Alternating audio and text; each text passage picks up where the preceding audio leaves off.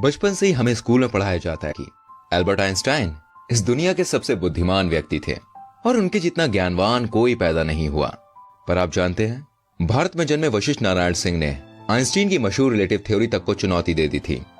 कौन थे वशिष्ठ नारायण सिंह? क्यों इनके बारे में हमें नहीं पढ़ाया जाता, न इन पर कोई किताब लिखी गई? वशिष्ठ नारायण का जन्म 2 अप्रैल 1942 को पटना के बसंतपुर गांव में हुआ। उनके पिताजी एक पुलिस कांस्टेबल थे और 5 भाई बहनों के परिवार में आर्थिक तंगी हमेशा डेरा जमाए रहती थी, लेकिन इससे उनकी प्रतिभा पर कभी कोई ग्रहण नहीं लगा। वशिष्ठ नारायण एक चाइल्ड प्रोडिजी थे और उनका दिमाग बहुत तेज था, इतना तेज कि उन्होंने गरीबी तक को पीछे छोड़ दिया। उन्होंने अपने बलबूते पर पटना यूनिवर्सिटी में एडमिशन लिया। यूनिवर्सिटी में एडमिशन लेने से पहले लोग सिर्फ उन्हें एक होशियार स्टूडेंट मानते थे, पर यूनिवर्सिटी में कुछ ऐसा हुआ जिसने सबको चौंका दिया। दरअसल वो मैथ्स में अपने क्लास के ही नहीं, अपने सीनियर्स के भी सवाल सॉल्व कर देते थे। कॉलेज के प्रिंसिपल डॉक्टर नागेंद्र नाथ, जो खुद एक मैथ्स के प्रोफेसर थे, भाई वो वशिष्ठ से काफी परेशान थे, क्योंकि वशिष्ठ मैथ्स की क्लास में अपने टीचर से अजीबोगरीब सवाल पूछते थे और उनके टीचर्स को भी नहीं आता था, और टीचर के गलत पढ़ाने पर वो अपने टीचर को डांट तक देते थे। तो डॉक्टर नाथ ने वशिष्ठ नारायण को सबक सिखाने के लिए उनका एक अलग एग्जाम लिया। उन्होंने एक ऐसा पेपर सेट किया जो वशिष्ठ को कभी पढ़ाया ही नहीं किया। पर जब डॉक्टर नाथ ने पेपर चेक किया तो उन्हें अपनी आंखों पर विश्वास नहीं हुआ। दोस्तों, वशिष्ठ नारायण सिंह ने ना सिर्फ उन सभी सवालों के सही जवाब दिए, बल्कि सवाल के जितने संभव तरीके थे उन्हें सभी तरीकों से सॉल्व किया। इसके बाद वशिष्ठ के लिए यूनिवर्सिटी के नियम बदल दिए गए और वशिष्ठ को पहले साल से BSc maths honours final year में प्रमोट किया गया। सीधा फाइनल ईयर में आने के बावजूद उन्होंने डिस्टिंक्शन से क्लास में टॉप किया। कॉलेज में अपने दूसरे वर्ष के अंत तक उन्हें एमएससी मैथ्स अंतिम परीक्षा देने की अनुमति दी गई। एमएससी फाइनल ईयर के सबसे होनहार बच्चे ने कॉलेज ड्रॉप कर दिया, इस डर से कि उसका टॉप रैंक वशिष्ठ नारायण सिंह को प्राप्त हो जाएगा। वशिष्ठ नारायण सिंह जब पटना साइंस कॉलेज में पढ़ते थे, तभी कैलिफोर्निया विश्वविद्यालय के प्रोफेसर जॉन कैली की नजर उन पर पड़ी। कैली ने उनकी प्रतिभा को पहचाना और 1965 में वशिष्ठ नारायण को अपने खर्चे पर अमेरिका ले गए। साल 1969 में उन्होंने कैलिफोर्निया यूनिवर्सिटी में पीएचडी की और अब वो डॉक्टर वशिष्ठ नारायण बन चुके थे। पीएचडी के बाद डॉक्टर वशिष्ठ नारायण सिंह ने स्पेस ऑर्गेनाइजेशन नासा ज्वाइन किया और 1969 में नासा का अपोलो मिशन लॉन्च हुआ। जी हाँ, वही अपोलो मिशन जिसने इंसान को चांद पर पहुंचाया था। इस मिशन के दौरान कंप्यूटर्स कुछ देर के लिए बंद हो गए थे। तब वशिष्ठ नारायण सिंह ने ही एक गणित लगाकर एक हिसाब निकाला और जब कंप्यूटर्स चालू हुए तो वशिष्ठ और कंप्यूटर का कैलकुलेशन एक ही था। 1973 में उन्होंने भारत आकर शादी कर ली और फिर अपनी पत्नी के साथ अमेरिका वापस चले गए। जिंदगी में सब कुछ बढ़िया था। फिर एक दिन उन्होंने अपने जूनियर की एक गलती पर उसे एकदम से इग्नोर करना शुरू कर दिया और वो काफी चिड़चिड़े होने लग गए थे। इतने चिड़चिड़े कि वो पहले कभी नहीं हुए। तुरंत उन्हें एक मनोचिकित्सक के पास भेजा गया। तब पता चला कि वो अर्ली स्टेज सिजोफ्रेनिया से पीड़ित हैं। इसके बाद उन्हें कुछ चिकित्सीय दवाओं को लेने को कहा गया। उन्होंने ये बात अपनी बीवी तक को नहीं बताई, पर कुछ समय बाद उनकी बीवी को इनकी आदतें कुछ अजीब लगने लगी और इनकी बीवी ने उन्हें एक दवाई लेते हुए देखा। तब उन्हें और उनके परिवार को इनकी मानसिक अवस्था के बारे में पता चला।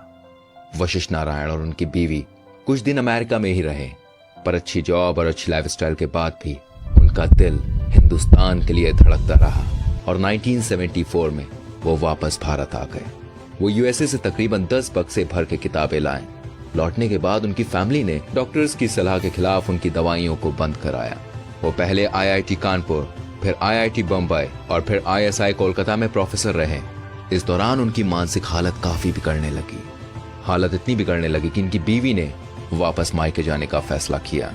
1976 में इनकी पत्नी ने इन्हें डाइवोर्स दे दिया। बीवी के इस फैसले ने इन्हें एकदम तोड़ कर रख दिया। उन्होंने खाना पीना सब छोड़ दिया और वो पहले से ज्यादा हिंसक होने लगे। इनकी हालत से परेशान होकर घर वालों ने भी इन्हें कांकी मेंटल असाइलम भेज दिया। असाइलम के दौरान उनका इलाज हुआ और उनकी हालत में सुधार देखा जाने लगा। फिर 1990 में इनके पिता का देहांत हो गया और अंतिम संस्कार के लिए इन्हें असाइलम से पैरोल पर छोड़ दिया गया। वशिष्ठ ने वापस असाइलम जाने से मना कर दिया और जैसे कि उनकी हालत में काफी सुधार था, उन्हें असाइलम से डिस्चार्ज कर दिया गया। उनके भाई अयोध्या सिंह आर्मी में थे। उनकी पोस्टिंग पुणे में हुई तो वशिष्ठ नारायण भी उनके साथ पुणे चले गए। 1991 में ये चेकअप करने के लिए रांची के लिए निकले और बीच रास्ते में ट्रेन से गायब हो गए। उन्हें खूब ढूंढा गया पर कोई पता नहीं चला। 4 साल बाद वो अपनी बीवी के गांव के पास कूड़े के ढेर में मिले। तब से उनके परिवार वालों ने उन्हें अपनी नजर से दूर नहीं जाने दिया। नासा में काम कर चुके और पटना यूनिवर्सिटी के नियम चेंज करवा चुके वशिष्ठ नारायण अपने डिस्ट्रिक्ट में काफी मशहूर थे। इस हादसे को लोकल न्यूज़पेपर ने रिपोर्ट किया और सरकार को इनकी सहायता करने पर मजबूर किया। पहले इन्हें बेंगलोर स्थित निमहंस यानी national institute of mental health and neuro sciences में भर्ती किया गया। उसके बाद दिल्ली के IHBAS यानी institute of human behaviour and allied sciences में इनका इलाज चला। 2009 में ये वहां से भी बाहर आ गए और घर पर रहने लगे। गुमनाम सिर्फ अमेरिका से लाई किताबें पढ़ते रहते और पेंसिल से पेपर पर कुछ ना कुछ लिखते रहते। 14 नवंबर 2019 के दिन पटना में उनका निधन हो गया। उनके निधन के बाद सोशल मीडिया पर एक फोटो बहुत तेजी से वायरल हुई जिसमें उनके परिवार वाले सरकारी एम्बुलेंस के लिए परेशान देखे जा रहे थे। फोटो वायरल होने पर बिहार सरकार ने अपनी इमेज को बचाने के लिए सरकारी एम्बुलेंस मुहैया कराई और इनका अंतिम संस्कार राजकीय सम्मान के साथ हुआ। वशिष्ठ नारायण सिंह को गणितज्ञ जॉन नैश के साथ रख कर देखा जाता है। जॉन नैश को भी सिजोफ्रेनिया नाम की एक बीमारी थी। बस फर्क यह है कि जॉन नैश का इलाज हो सका और वशिष्ठ नारायण सिंह का नहीं हुआ। वशिष्ठ नारायण सिंह एक ऐसे व्यक्ति थे जिन्होंने समय समय पर अपने एक्स्ट्रा ऑर्डिनरी होने का प्रूफ किया, पर कमजोर सुविधाएं, निजी जीवन में समस्याओं, समाज के पागल होने के बोझ ने उन्हें तोड़ दिया। ये इस देश का दुर्भाग्य नहीं तो और क्या है। जो आदमी भारत का नाम पूरी दुनिया में रोशन करने में सक्षम था, उसकी मौत के बाद 2 घंटे तक उनकी बॉडी लेने एम्बुलेंस तक नहीं पहुंची। ये वशिष्ठ नारायण का नहीं बल्कि हमारे देश का नुकसान है।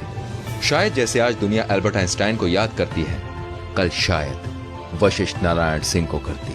दोस्तों, इस वीडियो को जितना शेयर कर सकते हैं ना आप उतना शेयर कीजिए ताकि फिर किसी होनहार के हाल वशिष्ठ नारायण जैसे ना हो।